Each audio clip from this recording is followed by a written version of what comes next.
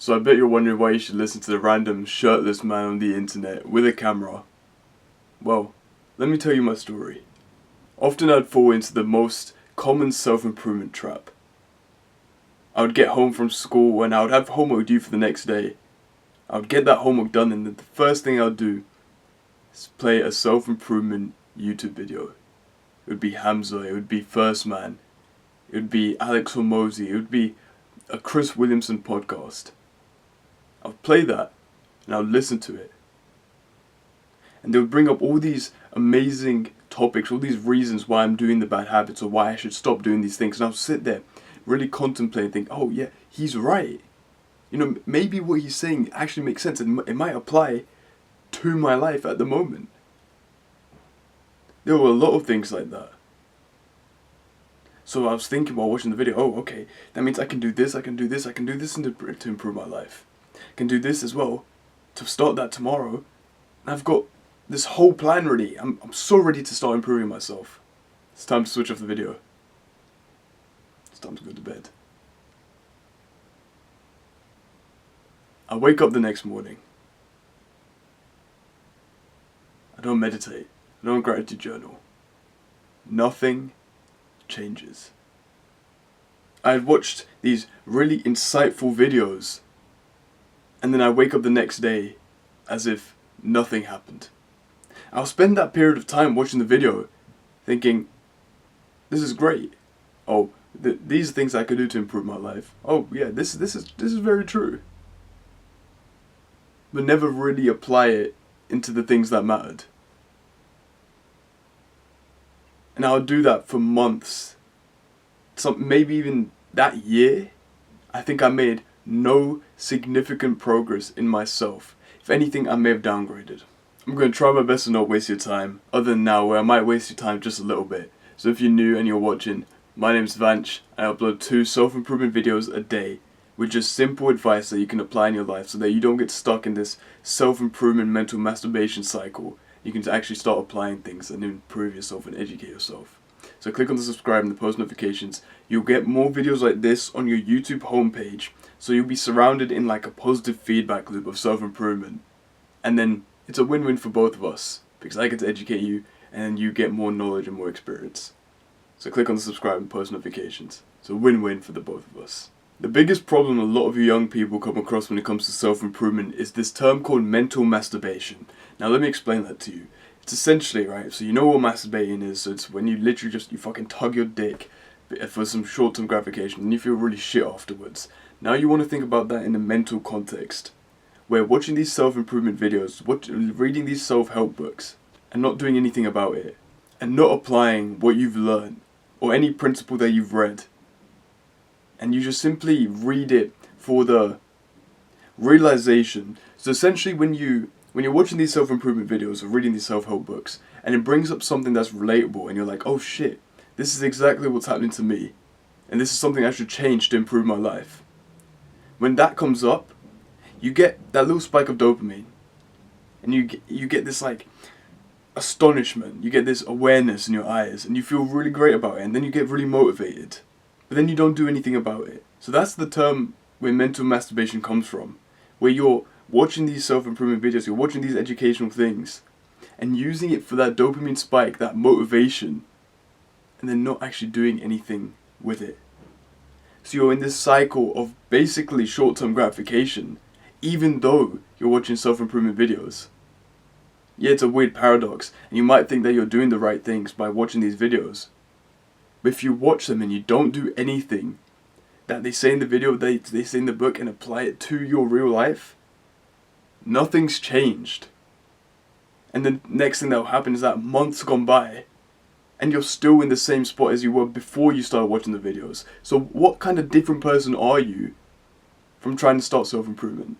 You are essentially the same person who was doing the bad habits, who wasn't even aware of self-improvement, as you are as the person who watches these videos and is aware of self-improvement. The only way you make a difference, the only way that you change yourself, is by actually applying the things that you've learned. Is by actually taking the knowledge, the one thing that sticks in your mind. You're watching this video of self-improvement. Out of all the videos that you watched, What's the one thing that got stuck in your head? What's the one thing that you can't stop thinking about? The one thing that you keep telling your friends about? The one thing that you tell your mom about, she doesn't give a shit? And the one thing that you tell your dad about, your little brother, and they just don't care? What's that one thing? Think about it, find out what it is, and that's exactly what you need to do. That's exactly what you need to apply. That's the one thing that's going to stick with you. Because us humans in general, like, I don't want to get too fucking scientific because I'm not no biologist or whatever, but we essentially remember the things that we care about. So that might be like a tip for you to think about. It's like anything that you don't really remember, you don't really care about it, which is why it's so hard to like remember history notes or something. Like, we don't really care about it that much. But the thing is, that's why you have like the really academic students, the really smart ones. They care a lot about school. They care a lot about exams.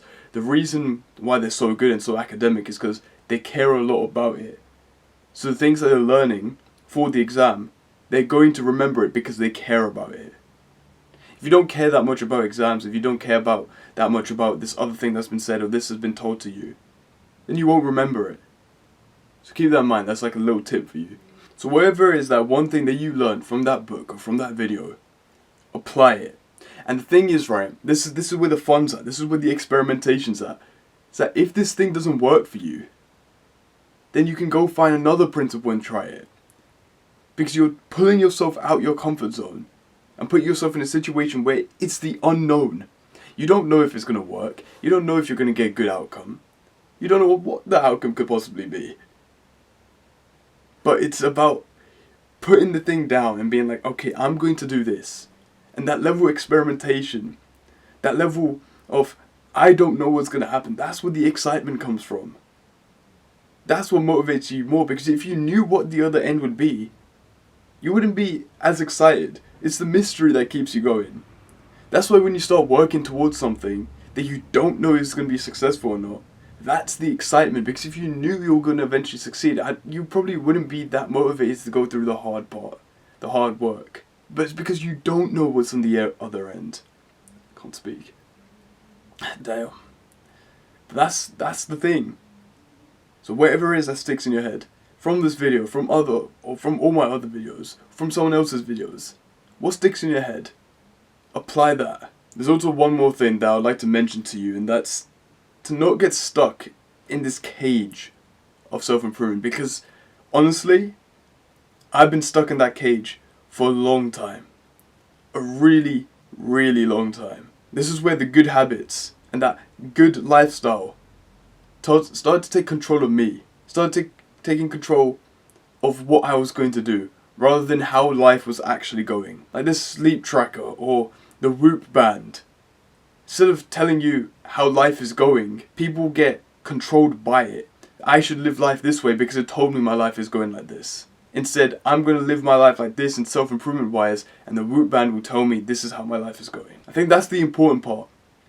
So not let yourself get controlled and put in a cage and put in a prison of self-improvement. Just the same way that the video game controller ended up controlling you. You can't let the self-improvement good habits control you, because bad habits are good habits. Either way, you do too much of them, you start thinking too much about them, you let it control your life, then it becomes something negative. The idea is to improve every aspect of your life. Is it okay to drink every single day? No. Does it mean you should never drink? No. I haven't drank in ages. That doesn't mean I'm never going to drink again in my life. Yeah, you're on your no-fap streak. Doesn't mean you should never fap again. It's a bad thing, it's probably not good.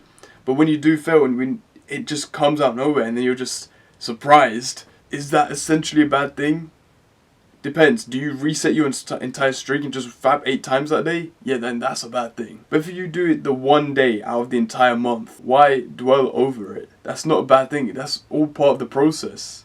And the little cage we trap ourselves in is like, oh, Huberman morning routine, sunlight. Oh, I need to take my fucking vitamins today. But if we get trapped in that and then our entire day gets ruined if we don't do one of these good habits. We need to give ourselves a bit more leeway. And there's also a lot of things where it's like, oh, I'm not going to go out and party. I'm not going to go out and club.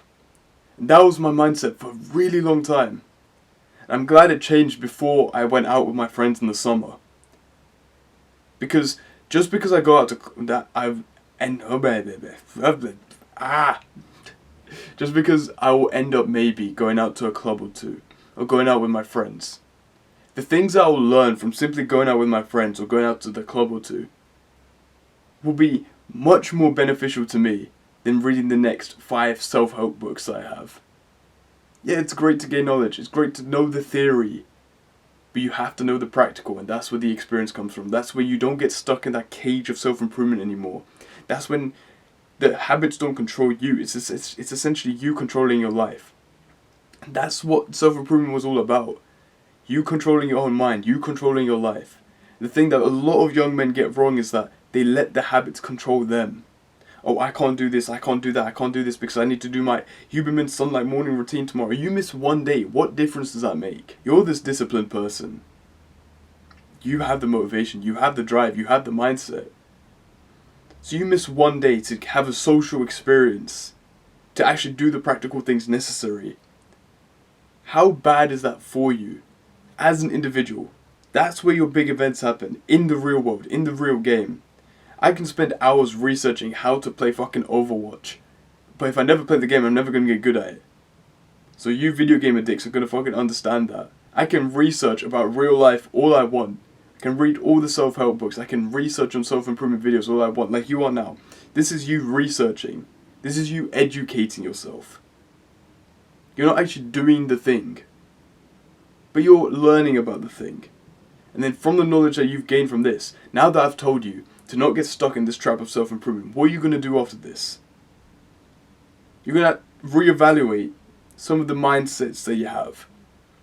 Is this thing controlling me, or am I controlling it? And most likely, I'm going to be honest with you, it's probably controlling you. And the reason I know that is because it was controlling me. And there's some sitting down, meditating, journaling that you need to do to figure that out. And you will know because it feels off. So think about that. And then maybe, the 1 out of 10 people who watch this video may be able to pull themselves out of that prison. Because I know most of you are going to watch this and then continue to the next video, the next video, the next video. But maybe one of you, probably you, you're going to click off and reevaluate your mindsets. And find a way to actually improve yourself. Actually start your self-improvement. So thank you for listening, man. That's all I have to say. So go get that shit. Go get it.